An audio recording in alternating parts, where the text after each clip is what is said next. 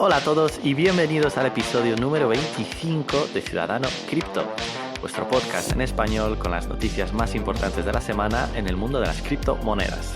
Te ponemos al día de lo que está pasando en Bitcoin, DeFi, NFTs, todo lo que se os pueda pasar por la cabeza lo cubrimos en este podcast. Y esta semana, como siempre, os traemos lo último del mundo cripto. Vamos a hablar también bastante de economía, de los datos de inflación en Estados Unidos, cómo puede afectar esto a cripto, del polémico nuevo Premio Nobel de Economía, más empresas que entran en el mundo cripto, con Google, por ejemplo, que va a empezar a aceptar pagos en criptomonedas, y algunas aplicaciones novedosas de blockchain en la India y en Telefónica que nos parecen muy interesantes, además de otros temas. Así que no os podéis perder el episodio de hoy. Empezamos con el podcast, empezamos con Ciudadano Cripto.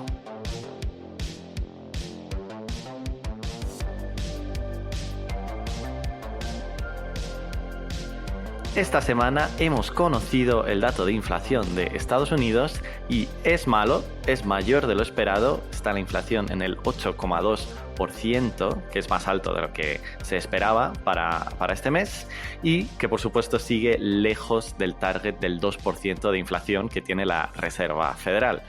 Pese a todos los esfuerzos que están haciendo en Estados Unidos para hacer bajar la inflación, no está teniendo efecto. Y por tanto la Reserva Federal probablemente tendrá que seguir subiendo tipos, aunque ya lo está haciendo a un ritmo récord en la historia, pero no está surgiendo efecto. Igual es lo normal, ¿no? Porque estamos hablando de USA, de Estados Unidos, pero es lo que está pasando en todas las economías del mundo. De hecho, en Argentina la tasa es del 70% anual. No sé, es un poquito el movimiento general de lo que está pasando en todos lados, porque la inflación se está descontrolando. Sí, bueno, en el caso de Argentina también incluso esas tasas tan altas no sirven para controlar la inflación, porque al final la idea es, oye, subimos tipos, enfriamos la economía, reducir la demanda y esto debería en teoría calmar los precios.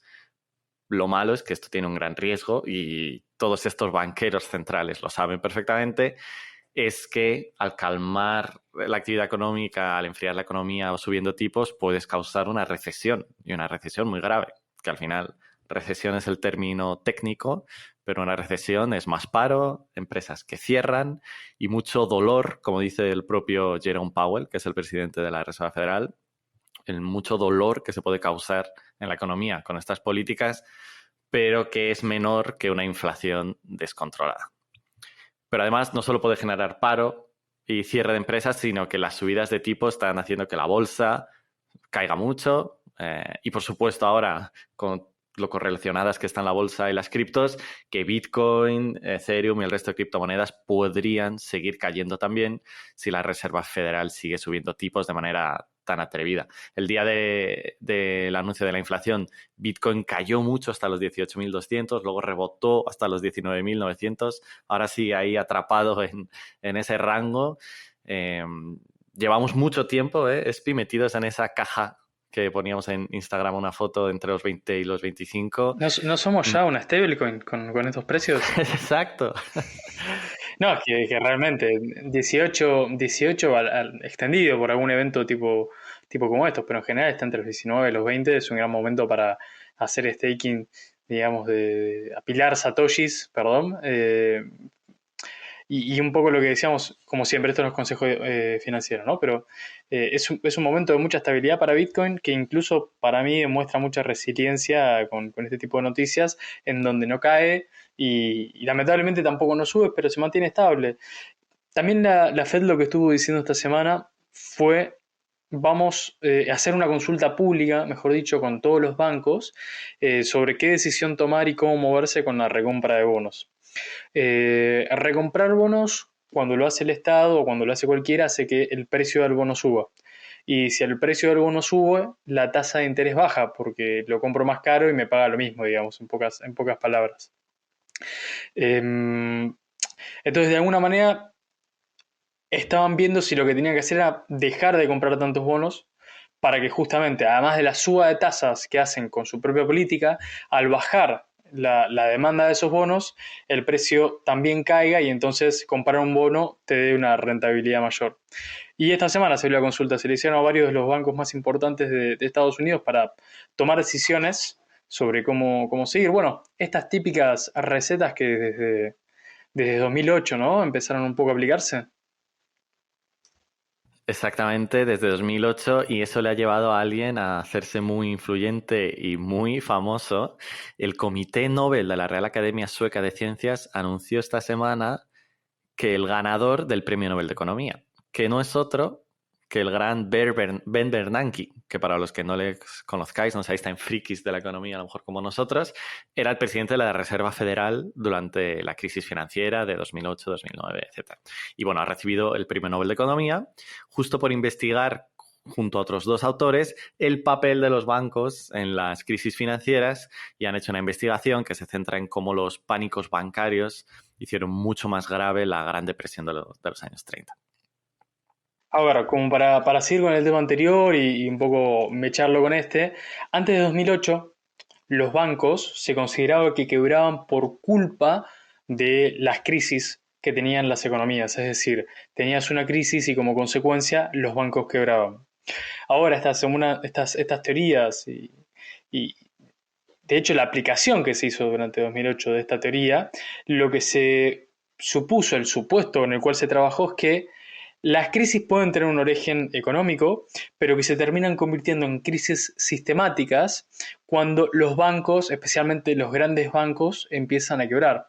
La semana pasada hablábamos de Credit Suisse y su riesgo de quiebre, que era un banco sistemático. Bueno, es el mismo ejemplo, sigue toda la misma línea.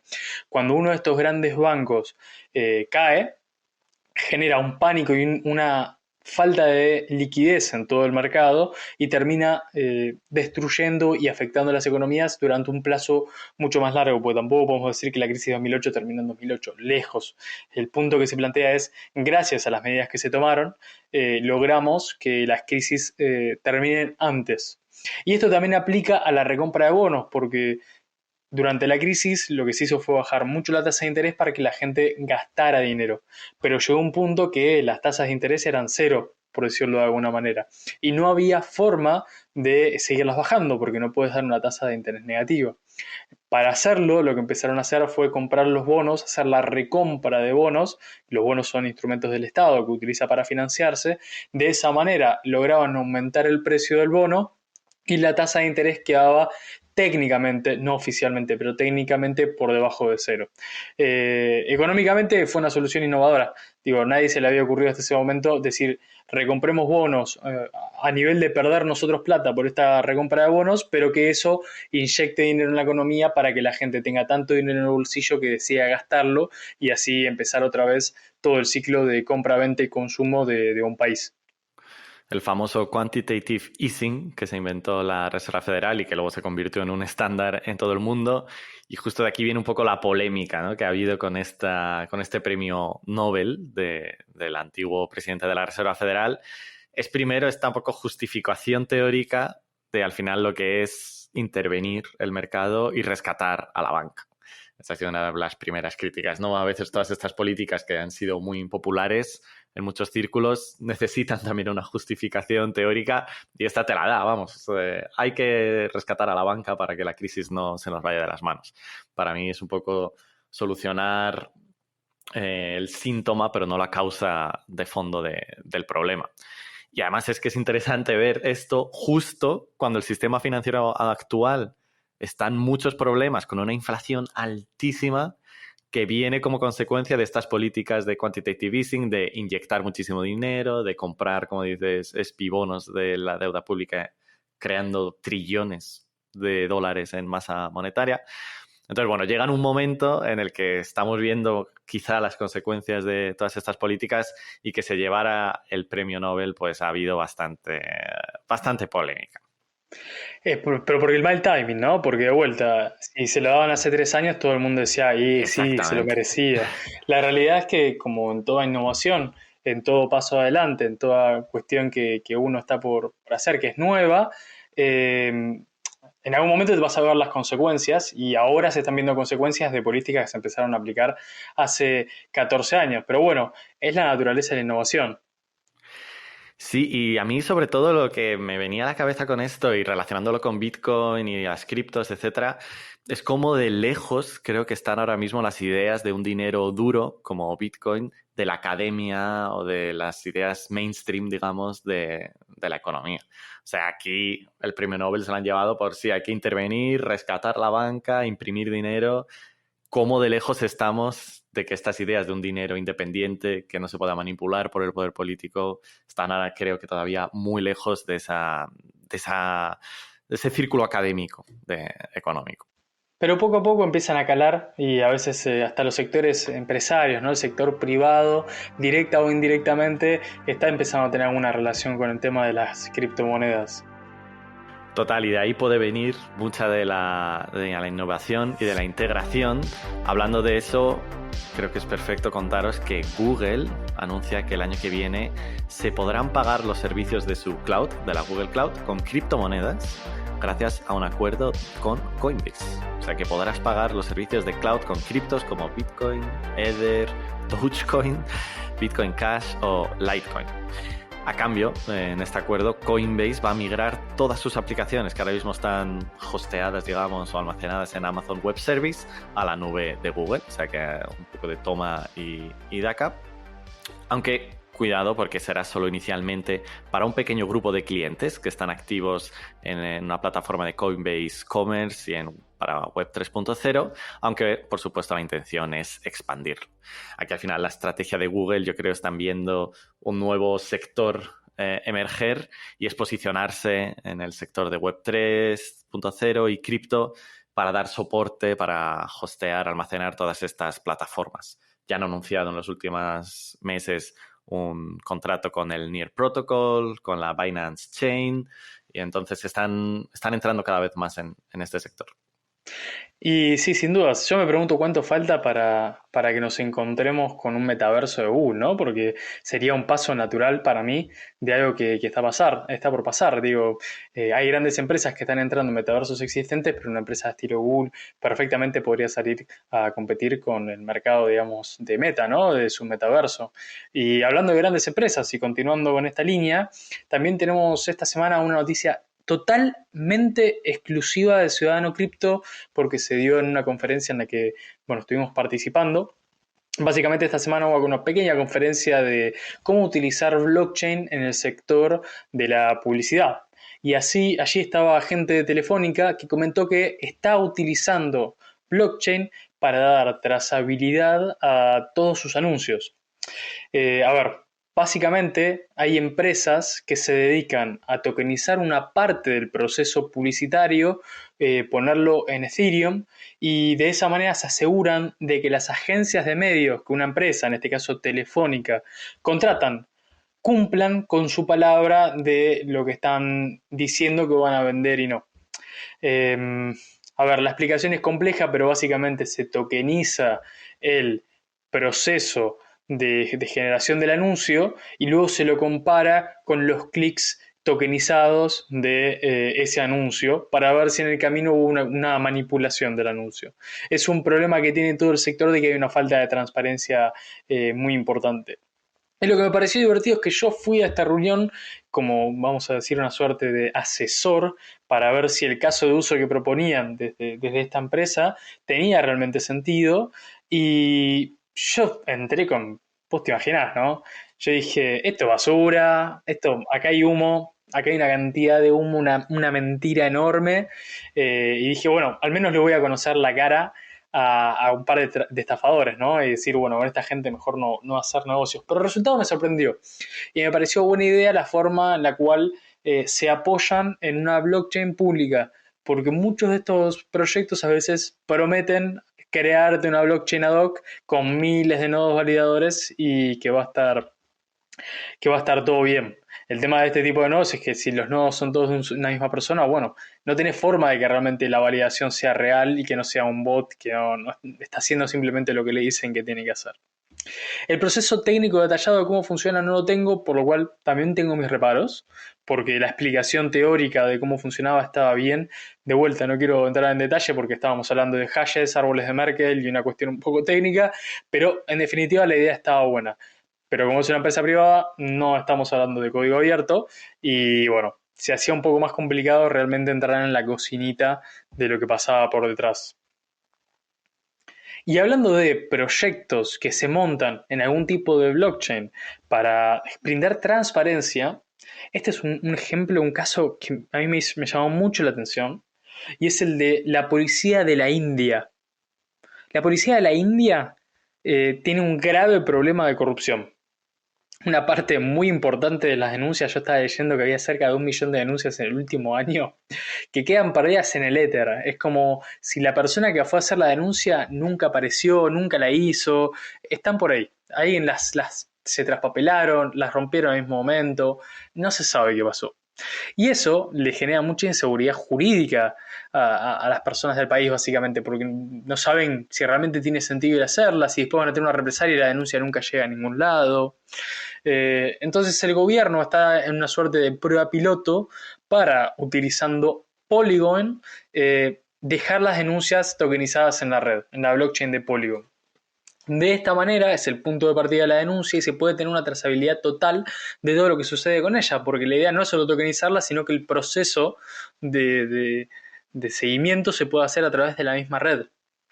El creador de Polygon, Jayanti Kanani, de origen indio, dijo que estaba muy contento con el anuncio, porque él justamente es de allí y dijo, wow, qué bueno que esta invención o este proyecto que estoy creando realmente vuelve y ayuda a su país. Si realmente funciona, bravo por ellos. Me parece una iniciativa que tiene un impacto social tremendamente positivo.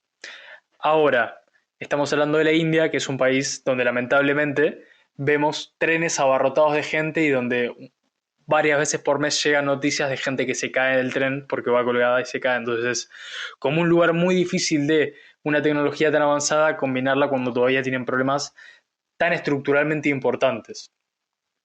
A pesar de eso, a mí me gustaba la idea de contar un poco estos dos casos de uso, porque si bien yo creo que el caso de uso más apropiado para una blockchain es el de transmitir valor o transferir valor, siempre estoy muy abierto a buscar otros casos de uso y aprender de ellos.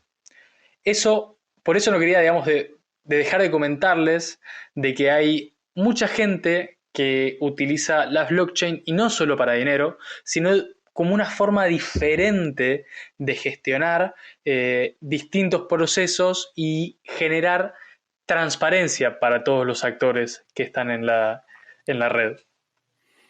¿Y por qué crees, Spi, que es mejor o, digamos, el caso de uso más top es el de transmitir valor versus a otros use cases como este?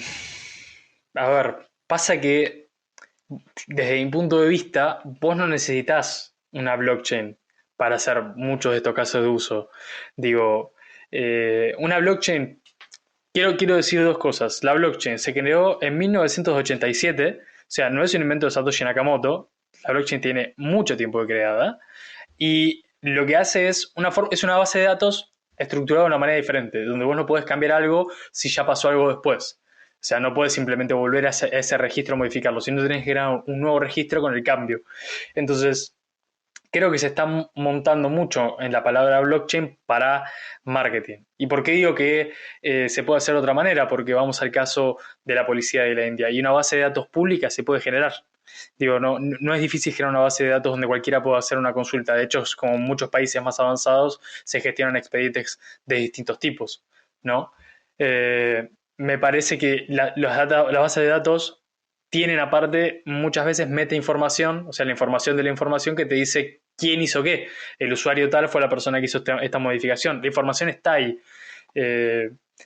¿Por qué creo que para blockchain sí es diferente? Porque es una forma de quitar el control del dinero, quitar la posesión del valor, por decirlo de alguna manera, a un ente centralizado.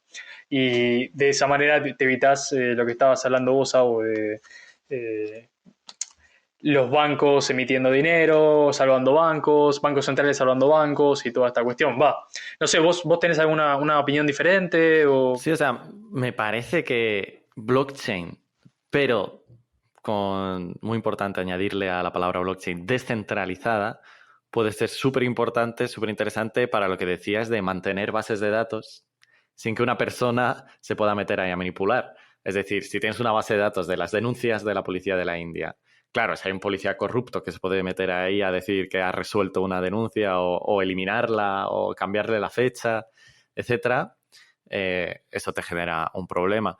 Pero si esa blockchain es descentralizada y depende, digamos, de varios actores y es transparente y se puede confiar en la información de esa blockchain, ahí sí que es donde veo que sí que puede aportar valor a mantener estas bases de datos que queremos mantener lo más limpias o lo menos corrompibles posibles, como el dinero al final, que es lo que al final es una base de datos también, una lista de transacciones, yo te envié tanto a ti, tú a mí, al final esto es un poco parecido.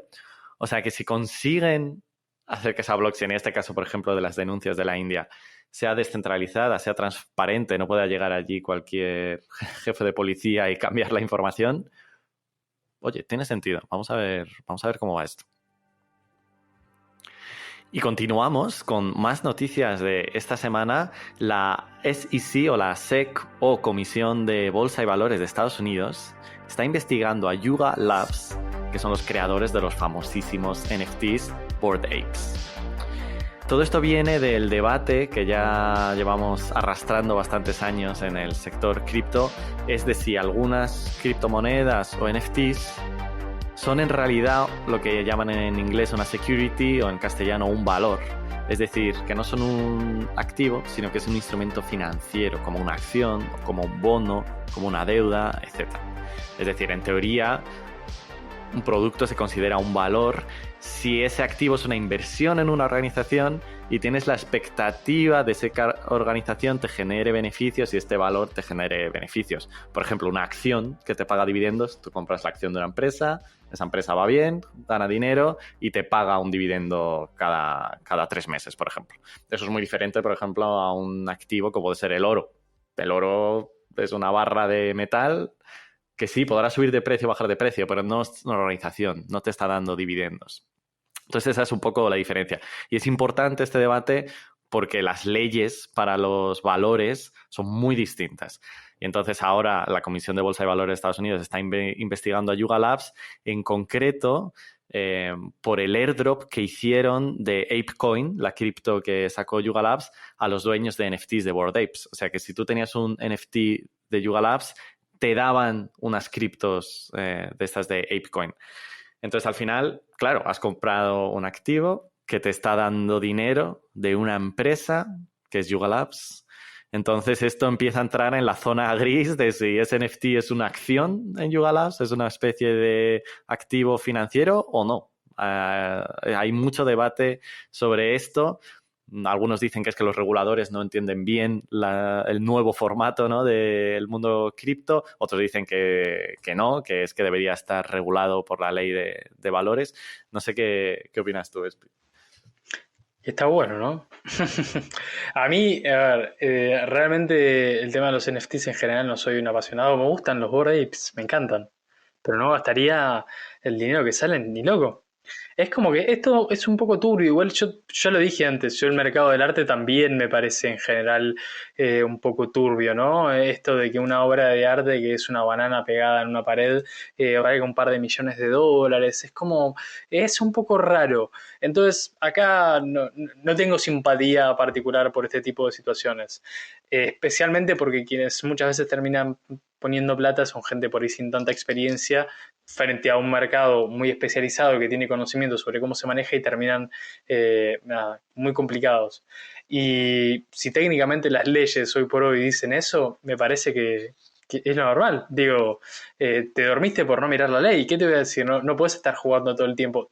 Quiero ser claro, tengo una visión un poco más liberal, ¿no? En general de la economía y demás, pero no podemos estar todo el tiempo jugando al borde de la ley y después decir, pero yo no sabía, porque en el medio de no sabía, por ahí tu empresa hizo que un montón de gente pierda muchos millones. Y si estuviéramos hablando de casos de uso más pequeños, que mueven mucho menos dinero, y bueno, yo qué sé, son diferencias, ¿no? Acá estamos hablando de un equipo importante. Yuga Labs tiene una buena cantidad de patrimonio, tiene una buena cantidad de inversiones de personas o de empresas. Digo, estamos hablando de una empresa hecha y derecha que a lo mejor De hecho, los NFTs de Bored Apes, a veces este tipo de NFTs suenan más como una ronda de acciones, ¿no? Como a ver cómo consiguen financiamiento para hacer a la empresa funcionar y en el medio, bueno, te regalaron un hermoso NFT. De Y hecho, es, sí, perdona. que con nosotros con MyContent, cuando lo estábamos arrancando, dijimos, bueno, lanzamos unos NFTs para financiarnos. O sea, y esa fue fue la Exactamente, decisión total, ¿eh? exactamente. Nada, es una realidad. Y es que muchos proyectos hacen eso, sacan el NFT como fase uno de un proyecto más largo que va a tener otras muchas fases para financiarse, como dices. Entonces, está actuando un poco como una acción. Y yo, sin ser un experto legal para nada, creo que no pinta bien para este tipo de casos y si les pillan pueden caerles multas millonarias a todas estas organizaciones del sector y entrar una regulación muy fuerte sobre estas organizaciones. Así que bueno, veremos cómo concluye esta investigación de la Comisión de Valores de Estados Unidos sobre Yuga Labs. Es divertido el tema de las leyes, porque en algunos países son un poco más restrictivas, te limitan más a todas estas cuestiones, y en otros países como El Salvador se empiezan a tomar decisiones para crear nuevos paquetes de leyes pro Bitcoin. Y esto fue lo que estuvo pasando estas últimas semanas, donde un diputado salvadoreño está con el incentivo de impulsar 52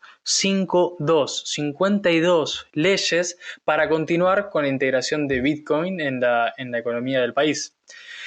Según William Soriano, siempre me tocan los nombres, me estoy dando cuenta. Siempre en mis noticias busco gente que hable de las cosas. Por suerte estos últimos no fueron tan difíciles. Bueno, según William Soriano, todavía falta mucho para lograr una integración completa de la economía salvadoreña a Bitcoin. Y en consecuencia, de esa manera puedes poder aprovechar como todas las bondades que este activo, que esta moneda, según la definición de cada uno, le puede aportar al país. Su objetivo final es lograr que haya un aumento en las inversiones extranjeras de Bitcoin y por eso quieren crear un marco más amigable. Es decir, si creo un país muy muy amigable por Bitcoin, todas las empresas que están relacionadas a esto van a ir a invertir en el país, que es en definitiva el objetivo último que están intentando lograr.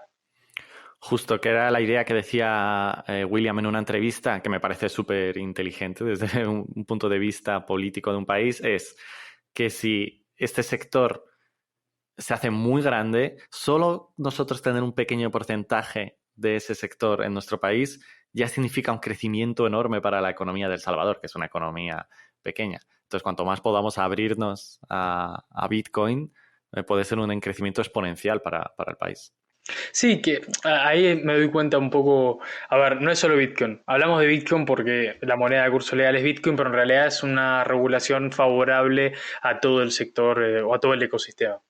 En fin, veremos cómo pasa, conociendo que es un diputado que forma parte del partido de Nayib Bukele, que es el presidente, y que tiene una forma de gobernar también un poco cuestionable, ¿no? Desde los ideales de la libertad. Uno podría imaginarse que el paquete regulatorio mayor o menor medida va a terminar pasando, va a terminar saliendo todo bien para este país que quiere construir una ciudad Bitcoin y utilizar energía volcánica para todo lo que es el minado, ¿no? Ahora, parece que esto de minar energía, minar Bitcoin con energía renovable, se está convirtiendo en trending topic por todas las empresas. Trending topic absoluto, y es que además es importante porque es que es la crítica número uno que ves en todos sitios a Bitcoin, que es malo para el medio ambiente, que es un gasto de energía horrible. Entonces no sé qué se está haciendo por ahí para contestar a esta crítica. Bueno, vos la última semana estuviste hablando con Elon. Yo estos días llamé a la gente de mi país y les pregunté a ver en qué andan las cosas en Argentina, y me contaron que YPF Luz, que es es una compañía hija de YPF, que es la segunda petrolera más grande de Sudamérica, está llevando adelante un proyecto para abastecer de energía a una empresa de minería Bitcoin. Lo bueno del proyecto es que lo hacen con energía que si no, simplemente se perdería o incluso peor, contaminaría todo el ambiente sin obtener nada a cambio. ¿Por qué es esto? Porque cuando se hace esto ya volvemos de vuelta a lo técnico, ¿no? Podríamos llamar a un ingeniero, pero cuando se hace un nuevo pozo petrolero, hay una parte del gas que no se puede distribuir en la red, porque simplemente se termina perdiendo, no se puede inyectar. Y esto se puede hacer dos cosas, o lo lanzás a la atmósfera y haces todo mierda, o lo que más, lo cual también es malo, pero es un poco menos malo que simplemente lanzar el gas. Y este es el famoso gas metano, ¿no? Que parece ser que además, en términos de cambio climático y de efecto invernadero, es 80 veces más potente que el CO2. O sea que las emisiones de estos gases son mucho peores para el cambio climático que otras emisiones más habituales como las de CO2. Sí, y no solo, hay también, o sea, el mayor porcentaje es de gas metano, hay algún que otro gas también mezclado ahí, pero bueno, que en definitiva con la quema lo que haces es que afecte un poco menos en todo el mercado, pero bueno, en definitiva igual impactas negativamente a toda la atmósfera. Lo que se hace con este gas metano y la forma de convertirlo en energía es quemarlo, solamente que creando la energía a través de, bueno, de los dispositivos que habitualmente se utilizan para eso, que son como plantas de energía térmica, ¿no? ¿Y qué es lo que pasó? Hay una empresa internacional cuyo nombre no fue revelado al público, pero que se está instalando en la zona de Vaca Muerta, que es una zona de mucho petróleo que tiene la Argentina, y donde se están construyendo pozos nuevos, se ponen estas pequeñas plantas térmicas para generar energía y dárselas a esta empresa minera. Por ahora es una prueba piloto, esto es clave, y está proveyendo aproximadamente 1 megawatt por hora de energía eléctrica a esta planta de minería. Ahora, se planifica que para finales de este año se pueda poner en marcha un segundo generador con una potencia mucho más importante. Estamos hablando de 8 megawatts por hora, lo cual es una buena cantidad de energía y que permitiría a esta pequeña planta expandirse y aumentar la capacidad de minería. ¿Qué es lo que significa esto? Que de alguna manera las empresas pueden mover, la minería se puede mover a los lugares donde hay energía disponible para fomentar la no pérdida de esta energía o su impacto negativo en el ambiente. Ciudadano Cripto nació con el objetivo de mostrar que las cosas que pasan en el ecosistema cripto tienen un impacto real en la economía y este es otro gran ejemplo de ello. Y es que ya no solo en la economía, sino que hay muchas personas que está saliendo, digamos, un sector especializado en que Bitcoin ya no es hasta bueno para el medio ambiente, incluso bueno para el cambio climático, frente a la crítica que mencionábamos antes generalizada que hay ahora mismo de que Bitcoin consume demasiada energía, etcétera, etcétera. Y justo hablan de este reciclaje de gas metano y otros gases de este tipo, pasándola al minado como una manera de que el impacto medioambiental de Bitcoin sea o neutral a nivel de carbono, de emisiones, o incluso positivo. O sea que este tipo de implementaciones ya reales con empresas como YPF, que es un monstruo en el sector, pues yo creo que les da argumentos a este sector. Claro, porque ahí hay dos cosas importantes. Por un lado, estamos absorbiendo energía que si no tendría un impacto negativo en el medio ambiente. Pero no es solo eso. Al utilizar esta energía o también otras energías renovables, como pasó hace poco en Estados Unidos, una hidráulica que estaba cerrada y que reabrieron, lo que está haciendo Bitcoin es reincentivar la inversión en tecnologías renovables. O sea, Bitcoin, al contrario de generar un impacto negativo, favorece la evolución, el incremento de inversiones en un sector o en el sector de las energías renovables, lo que como siempre sabemos, en la medida que la tecnología mejora, el costo es más bajo y se puede aumentar su uso en general. Y estos no son los únicos casos. También tenemos este caso que mencionaba, la hidráulica en Estados Unidos. Hay pueblos que vuelven a tener vida porque crean granjas de minería Bitcoin y reactivan economías regionales.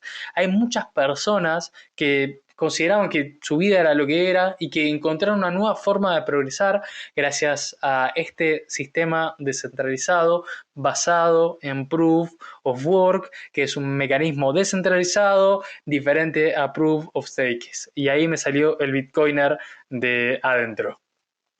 En fin, no sé, a vos por ahí tenés algún otro ejemplo que te acuerdes, que tengas en mente de Sí, este total. tipo de situaciones. El primero que se me ocurre es el más importante probablemente que ha habido y que empezó un poco esta moda, digamos, que fue Exxon en Estados Unidos, que Exxon no sé si es la primera empresa energética de Estados Unidos o la segunda, pero vamos, es un súper empresón, que fueron los que empezaron a hacer esto de reciclar las emisiones del gas para minar Bitcoin. Entonces, de nuevo, una tendencia que sigue creciendo. Ver otros ejemplos es súper positivo. Y luego está otro caso de uso que vi el otro día, Espi, que me encantó para ser más eficientes energéticamente y que lo tengo que montar en mi casa. Lo tengo que montar en mi casa. ¿Cómo que? Te pones a minar Bitcoin, tienes tú una salita en tu casa, una caldera con, yo qué sé, 8 ASICs ahí minando Bitcoins. Eso genera un calor de la leche. Pues hay gente que está empezando a enchufar ese calor a tu sistema de calefacción de tu casa y ya no estás usando calefacción tradicional, sino que tu propio equipo de minería de Bitcoin te está calentando el agua, te está calentando la casa, que me parece, o sea, esa economía ya circular Bitcoin me parece brutal. Supremo, totalmente supremo. Totalmente supremo, sí. Wow, bueno, avísame, porque si se pone frío el invierno, por ahí puedo mudarme unos días. Ahí en diciembre pasamos Año Nuevo juntos y yo que sé, aprovechamos el calorcito del lugar. Estaría muy bien, aparte ganamos unos bitcoins. Sí. O sea que Putin, lo siento, puedes cerrarnos el grifo del gas que nosotros nos vamos a calentar aquí con nuestros bitcoins. ¡Qué gran plot twist sería ese! No, me lo estás haciendo pensar y me vuelvo loco. Claro, Europa paga la energía más cara, no me importa porque con esa energía logro no solo ganar bitcoins y además quito el frío del mercado. No, sería supremo, sería algo que quedaría en no los lo vio libros de venir historia esto, para Putin, siempre. no nos vio venir a Ciudadano Cripto. Hay que ir a llevar la idea, ¿eh? Hay que preparar un paper así como a vos te gusta escribir y llevar la idea al gobierno. Totalmente. Y bueno, chicos, chicas, esto era todo lo que teníamos para el podcast de esta semana. Muchísimas gracias por estar aquí con nosotros una semana más. Lo que digo siempre, si has llegado hasta aquí, hasta el final, eres un auténtico ciudadano cripto de primera categoría. Si te ha gustado, por favor, comparte el pod con tus amigos, con tus familiares. Síguenos en Instagram, ciudadano_cripto, en Twitter, Cripto Ciudadano, en YouTube, por favor, Ciudadano Cripto en YouTube. Suscribiros por ahí, que estamos subiendo los podcasts por allí, pero también los temas separados en distintos vídeos, así que es más fácil que lo escuchéis por trocitos cuando vais al trabajo, a estudiar o a donde sea. Y nada, de nuevo, gracias. Nos vemos la semana que viene. Espi, tío, mil gracias y seguimos. Bueno, nada, muy bueno. Aparte fue intenso, son 40 minutos más o menos, hablamos de un montón de cosas, me parece que esta vez es como una pequeña píldora naranja que tomás y te convertís por lo menos en un ciudadano cripto, en solo 40 minutos. Y hablando de ciudadanos criptos y este tipo de comunidad que estamos construyendo, uno muchas veces se siente como un bicho raro en algunas comunidades. Y creo que a veces eso de sentirse como un bicho raro, una persona que está, un sapo de otro pozo también se dice en Argentina, es porque quizás estás en lo cierto, estás en el pozo equivocado, pero eso no quita que vos estés equivocado, simplemente que tu comunidad está en otro lugar. Y si estás en ese lugar hoy por hoy con todo lo que es el mundo de las criptos y nadie te entiende cuando hablas de este tema, sumate a nuestra comunidad y vamos a construir un mundo mejor para mañana. Eso es. Hasta la semana que viene.